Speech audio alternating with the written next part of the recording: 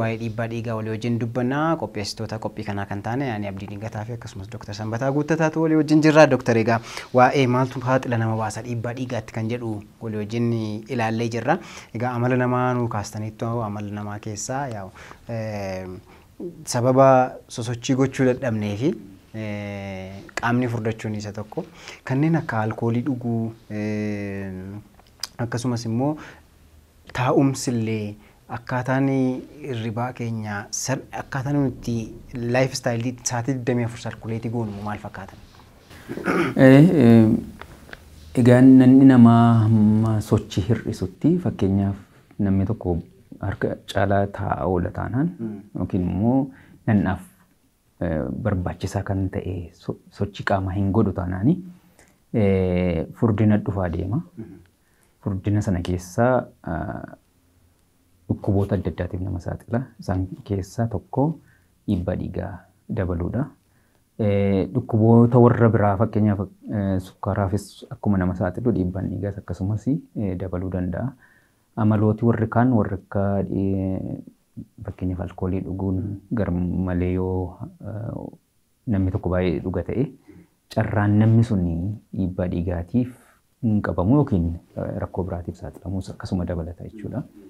Sigaraa xuuxuun illee akkasuma sanaaf nama saaxiluu hin danda'a. Dhiibbaa dhiigaa duwwaa miti. Rakkoolee wal xaxaa ta'an kana dhiibbaa dhiigaa sukkaara, dhibee onnee, dhibee kaansarii warra akkasiitu wal makachuudha yeroo sana. Kanaaf sun balaa ofitti dabalaa dhufa jechuudha. Kanaaf sochii qaamaa gochuun isa guddaadha.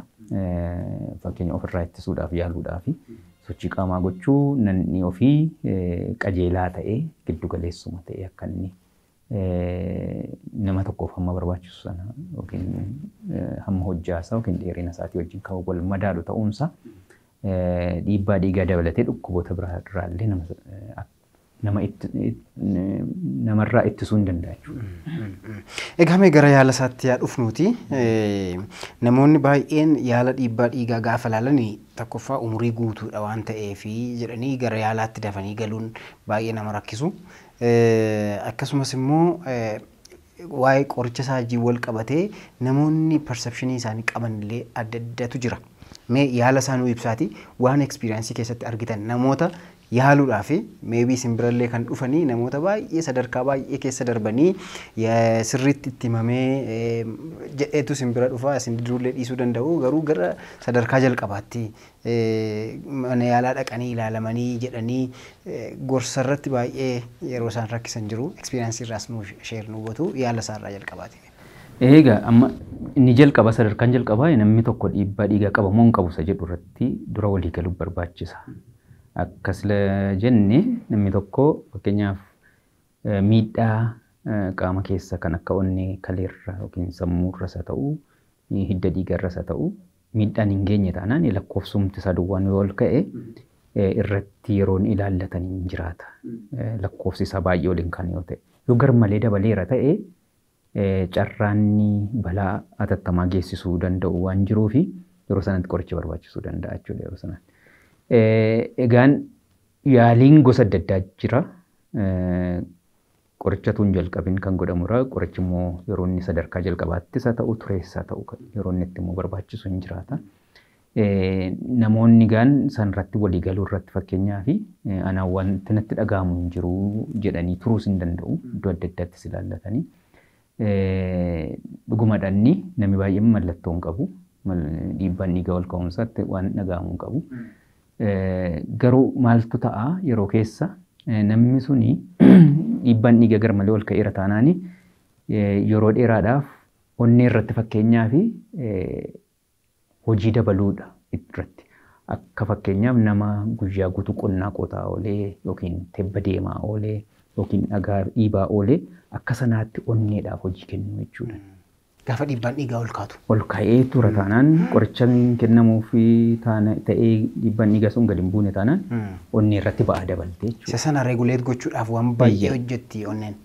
Humna barbaachisuun oltu akka nama tebba deemuutu yeroo hunda gaara deema namni yoo ta'e hammam dadhabbiin sitti dhaga'ama. Onnee sanaa fi hojii akkasii kennu jechuudha.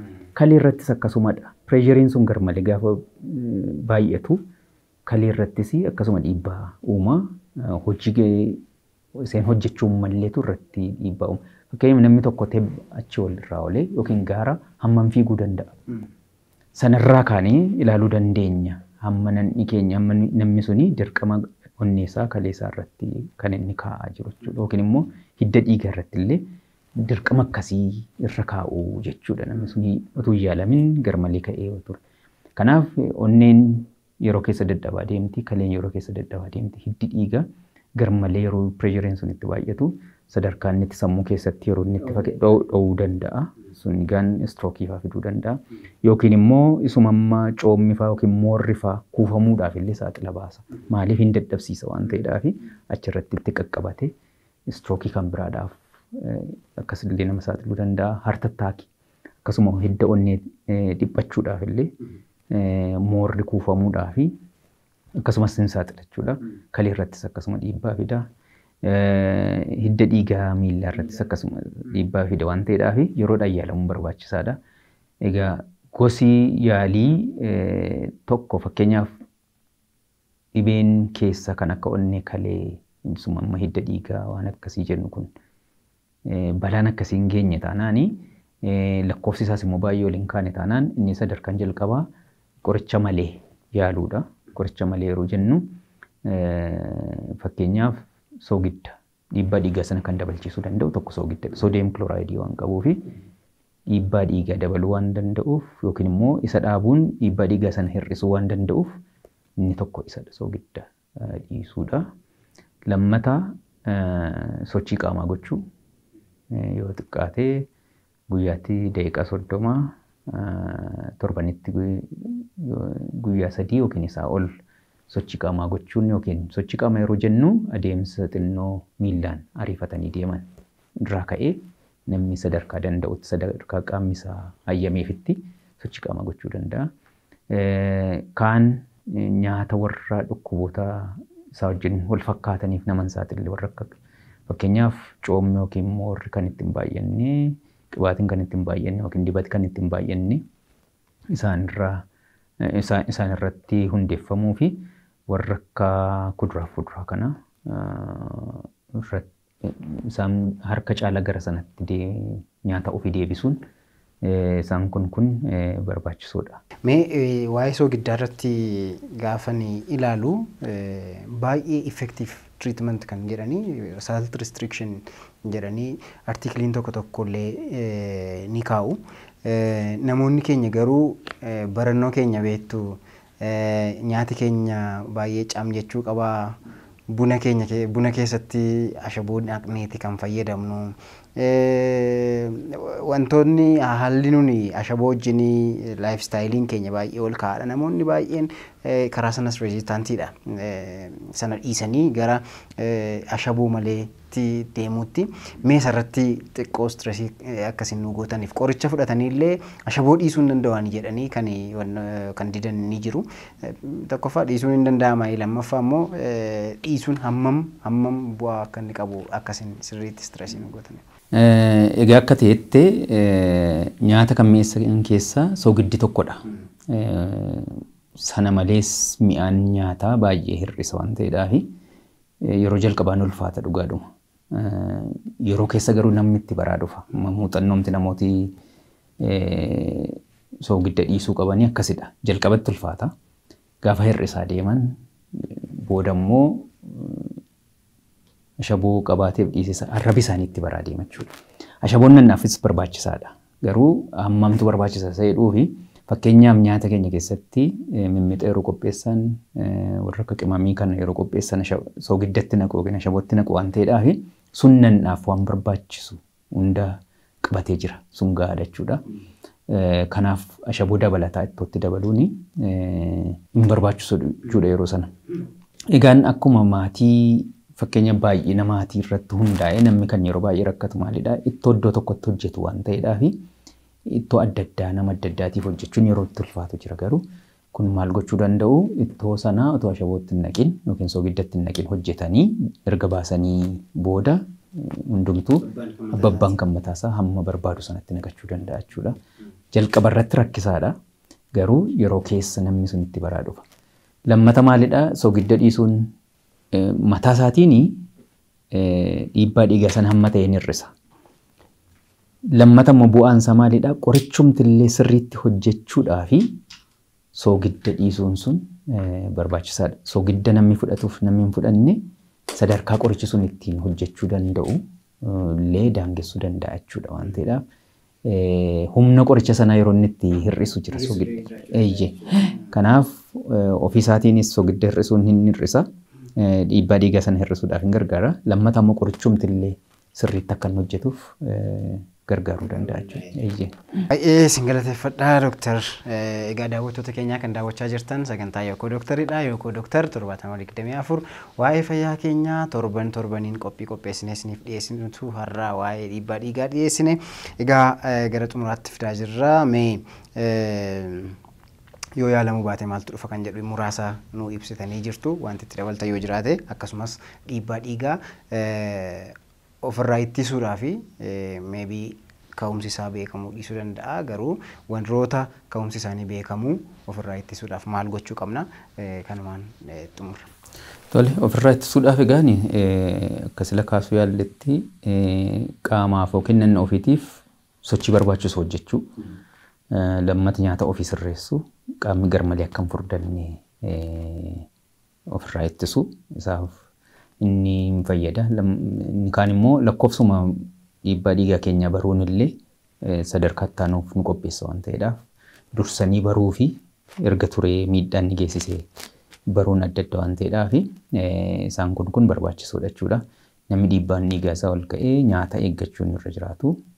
Nyaata jechuun wanta barbaachisu soogidda hir'isuudha waan ta'eedhaaf isuma irratti hojjechuudha. Nyaata isa kaan irratti haala nan isaa fudhatuun maal akka ta'uu qabu akka bichaatti murtaa'uu hin danda'anni isaan kan irratti of eeggannoo gochuudha.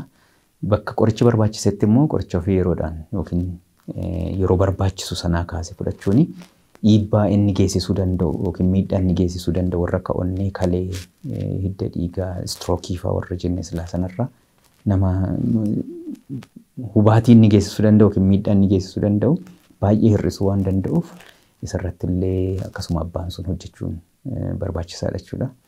Egaan inni kaan yoo fakkeenya warra dhiibbaan dhiigaa isaanii ol ka'e immoo ogeessa fayyaa sana wajjin yeroo yerootti wal arganii waan jiru irratti mari'achuun barbaachisaadha jechuudha. Egaa mee follow up yookaan immoo namoonni tokko dhiibbaa dhiigaa qoricha jalqabanii liqimsanii achi booddee dhiibbaan dhiigaa koo sirraa'eera jedhanii qoricha yeroo isaan dhiisan jira. Kana hojii wal qabate akkasumas immoo follow up irratti maal gochuu qabu? Sirriidha. Yeroo qoricha jalqabu namni tokko qoricha sun maaliif fayyada? Dhiibbaan dhiigaa sun akka inni gadi bu'uudhaaf fayyada.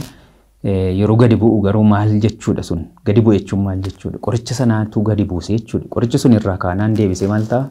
Ol ka'a jechuudha. Kanaaf qoricha barbaachiseera taanaani qorichi sun itti fufuu qaba. Yoo fakkeenyaaf al tokko umurii keessa fa'aa yookiin immoo dhiibbaan dhiigaa sun onnee fa'aarratti yoo rakkoo fide yeroo keessa pireeshariin ofuma isaatii yeroo inni gadi bu'u jira. Sun hordoffiin maaliif barbaachisa jedhuu fi sakkas akkasii fa'aa addaan baafachuudha. Qorichi sunis nama sanaaf ta'uu isaatiif dhiisuu isaa addaan baafachuudha. Gahaadhaaf mitii isaa addaan baafachuudhaaf itoo hordoffiin barbaachisa. Garuu ni jalqabaa dhiibbaan dhiigaa sun jiraachuun barraan qorichi barbaachisuun isaa barraani qorichi sun dhaabbate jechuun deebisee ol ka'achuudha pireeshariin sun yookiin dhiibbaan dhiigaa suni. Kanaaf itti fufuun barbaachisaadha. Hordoffiin garuu hamma fudhachuu qaban yookiin dooziin isaa dabaluu hir'isuu qoricha sana jijjiiruu nanna keessa immoo dhibeenni fide immoo jiraasa jedhu fa'aa addaan baafachuudhaaf itti nama barbaachisa. Yeroo hammameetti hordoffii godhu inni sun sadarkaa yookiin akaakuu rakkoo sanaa irratti hundaa'a. Yoo dhiibbaa dhiigaa duwwaatu ol ka'e ta'ee fakkeenyaaf stage 1 kan jennu jira. Sadarkaa jalqaba yoo ta'e ji'a 3 ji'a 6tti al tokko ilaalamuun hin danda'amu. Al tokko sirratee jiraachuu isaa barraan ji'a 6tti yeroo deebi'anii ilaalaman ta'uu danda'a. Yoo garmalee ol ka'aadha ta'e garuu isa jalqabaa irratti ji'a tokko fa'aa yookiin torbee 2 amma ji'a tokkootti beellamamee maaliif qorichi sunis guutummaatti hojjechuudha humna guutuudhaan hojjechuudhaaf yeroo hamma sana fudhata waan ta'eedhaaf torbee 2 amma ji'a tokkootti yeroo deebi'aatii kottaa jedhaman jiraata. Sadarkaa barbaadamurra ga'ee jennaan garuu ji'a lama ji'a sadiitti isa booda yeroo inni gaarii ta'u ji'a ja'aatti beellama sana bal'isuun ni danda'ama. Dhibee kan biraa fideera taanaan immoo hordoffiinsa akkasuma gabaabbachaa deema jechuudha. Baay'ee galatooma Dooktar. Egaa sagantaa keenya har'aa asuma irratti xumurraa daawwattoota keenya yookoo Dooktar qophiin qopheessine isiniif dhiyeessine kan hangamaa ture ogeessota teeknikaa keenya oduu kan nu dubbisan akkasumas qopheessitoota qophii kanaa waliin taaneetti kan isiniif dhiyeessine waan nu hordoftaniif galata guddaa qabdu. Gaaffii yoo qabaattan 7024 banaadha bilbiluu dandeessu. Haga torbanitti bakkuma jirtanitti nagaa ta'a.